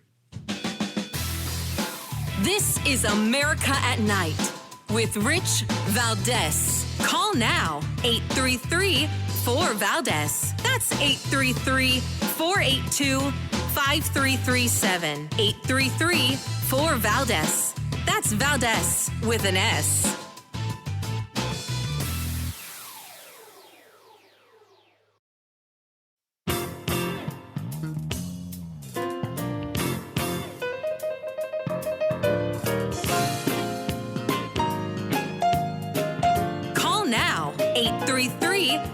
Valdez. That's 833-482-5337. 833-4-VALDEZ. That's Valdez with an S. In El Paso, Texas, 70 migrants have been arrested on charges relating to a March 21st incident in which they overran and assaulted National Guard troops in an attempt to rush the border. The migrants started a riot in which they tore down razor wire and knocked down soldiers, enabling Border Patrol agents to take them into custody and allow them into the United States. Authorities confiscated knives and shanks from some of those involved in the riot, and at least one migrant attempted to seize a soldier's firearm during the incident. Immigration and Customs Enforcement is still holding more than 200 migrants whom they want to charge. They face charges of inciting a riot, damage of property of over $2,500, and assault on members of the National Guard. Now, again, that is the report. These more than 200 or 222 migrants who have now been charged, these illegal aliens, broke through razor wire, knocked down the guards. They trampled them at the Texas border. It was a shocking video. I shared it on every social media I had. If you haven't seen it, you're not paying attention. And you can go back and look at it, I'm sure, with any of my social media. It's on there. And it's in the New York Post as well. Today, it's being reported over 200 migrants, have now been charged with rioting over the shocking caught-on-camera border rush, which left Texas National Guard troops injured at the El Paso, Texas razor wire location. The state has identified 222 migrants who pulled down fences and razor wire, then violently pushed past the heavily outnumbered Texas troops on March 21st, according to BorderReport.com. Their charges of participating in a riot have been brought against 118 people on Friday, 97 more over the weekend, according to the website, again, the website being BorderReport.com. 7 others were handed the same charges alongside a charge of criminal mischief at the end of last week. On Sunday, El Paso Magistrate Judge Humberto Acosta said the hundreds of arrestees from the riot were entitled to have individual bail hearings within 48 hours of being charged and denied the district attorney's request for more time to prepare. So giving them their speedy trial. All right. Everybody's always got their best interest. Look, I don't want to take anybody's rights away, but I would just like to remind the judge and everybody else that just got to look out for our people, right? These are people that are sneaking into the country now, trampling over National Guard members to get in. Let's keep that in consideration before we sit here and bend over backwards. But I would never suggest doing anything other than what we're supposed to do. So that's that story. And let me tell you, this is problematic in my opinion. And I want to get your opinion on that as well. Give me a call, 833-482-5337. Do you think this migrant crisis is fixable? Do you think we get beyond it? I don't know. I feel like this is something that you know my opinion, that it's going to be very tough to deport. We've seen what it's like. Look at this crowd, how they just trampled over National Guard troops. Who do you think is going to be doing this deporting? You're going to have 2, 3, 4 cops trying to get this done when you have these large groups of men. I'll tell you a funny story. Not funny, interesting, like funny, not funny, haha. So my brother, one of the several brothers I have, he sends me a message. He sends all of us, a little family group chat we have. He sends a message this morning, and he says, listen, migrants are very aggressive, out of control in Brooklyn. And I said, hey, you all right? And he says, yeah, had to pepper spray a couple of them. They were drunk on his way to work. He was going to work at 7:30 in the morning, and came across a couple of drunk guys that tried to get in his face and swing on him. And lucky for them, or lucky for him, I should say, he's a Boy Scout. He's always prepared, always has a few goodies on him. And the goodie of today was the pepper spray, which I think everybody should carry. And it just makes me think, my brother was a Boy Scout. He's in good shape. He's an avid outdoorsman, hunter, fisherman. And, not the guy that they would probably, I wouldn't advise going after that guy because, he's going to be able to defend himself. But it doesn't seem like these guys care. They're coming here and they're looking to steal. They're looking to do whatever they can for the easiest way to get money. But it's not necessarily, and I'm not saying everybody, I'm saying these specific people that were involved in attacking my brother, and similar to the ones that just bum rushed the border a few days back, that we now have seen 200 and some odd charges. This is a real thing. It's actually happening. Lake and Raleigh, that was a real thing. She was murdered. What's that? Ruby Garcia, also murdered. Right? These are serious problems. And we need to get some serious solutions. I don't see how we go beyond this if we don't nip it in the bud now. Anyway, stick with me, folks. Coming right back. Your calls and more. 833-4-VALDEZ. This is America at Night with Rich Valdez. Call now. 833-4-VALDEZ. That's 833-482-5337. 833-4-VALDEZ. That's Valdez with an S.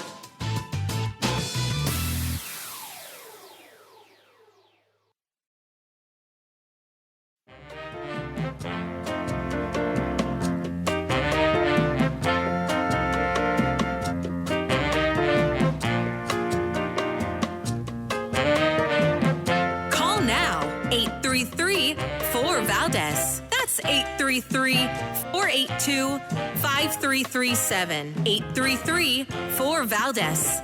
That's Valdez with an S. Authorities say a man did try to get into FBI headquarters here. He ended up ramming into that barricade. That car was there. A tow truck did take it away. But we're understanding that a car tried to follow an authorized person who was also in a car into that gate. It ended up crashing because of security measures, and 4 people took that man into custody. He's since been taken to a hospital, and the FBI now confirms he was taken to Grady for a mental evaluation. I'm wondering, is this guy that stormed the FBI, who is this guy? What do we know about him? Is he an illegal alien? Are they going to say he's a J6 MAGA extremist? I don't know. I don't have the details on it yet, but as we know more, I will bring you up to speed. What we do know is that this thing went down, and this guy was taken into custody with no incident. Nobody got hurt, so that's probably a good thing. Before we go, we got some calls. We've got calls from New Mexico, calls from Ohio. Let's go to Las Cruces, New Mexico, KOBE. Check in with Bill. Go right ahead, brother. Yes, I just want to state I don't really understand what the dilemma is. These people are breaking into our country illegally. They are armed. We got the National Guard down here on the border. And the only thing to do is to use brute force. Yeah, listen, I'm with you. How many times, Bill, have you not turned on the news or turned on the radio and heard about a stampede at a concert where X amount of people died, right? That happens all the time. This was a stampede of the National Guard, protected by razor wire, and it didn't stop these guys. So, yeah, like I said, if a cop on the street can use deadly force in a situation like that where he thinks he's going to get trampled to death, why wouldn't the National Guard? Now, I know why. What's it called? Posse comitatus, that they're not allowed to have a law enforcement function while they're down there. I understand. They're like in a support function or whatever. But I thought, that they were able to do that if it was the state that had activated those units. So I'm kind of in the dark about that, and I'll get the scoop on it. But I'm with you. They've got to use more force. You can't let people just bully us around. You've got to be tough with them. And that video can't go around the world with people trampling U.S. soldiers. No, what we have to have video of is U.S. soldiers trampling the bad guys, saying, look, you're not getting in here, and that's it. And that's the message that's got to go around, right? Well, I live down here in Las Cruces, and we have these people on every street corner. Oh, my goodness. Yeah, because you're down there right in the thick of it. Bill, Godspeed to you. I appreciate it. A big shout out to everybody in New Mexico, KOBE. Paul in Zanesville, WHIZ. We've got 20 seconds before the music comes in. What do we do next for the border? Put tanks? I don't know. What do you think? Oh, Lord, that's what I was going to say. What do we do next? Put tanks, put our armed military personnel down there. What are you going to do? We're being invaded. Just like they over in Palestine, the Gaza Strip, they invaded Israel and done that over there. What's next for the United States? I'll tell you this, Paul. Themselves. I say oil the guns you have now and buy a few new ones. Make sure everybody in the family has one, as many as you can, and get those AR-15s. Keep them handy, lots of ammo. You never know when you might have to defend yourself against your government or against the bad guys, like the First Amendment and the Second Amendment have taught us, right? Godspeed, America. I'll be back tomorrow. I'm Rich Valdez.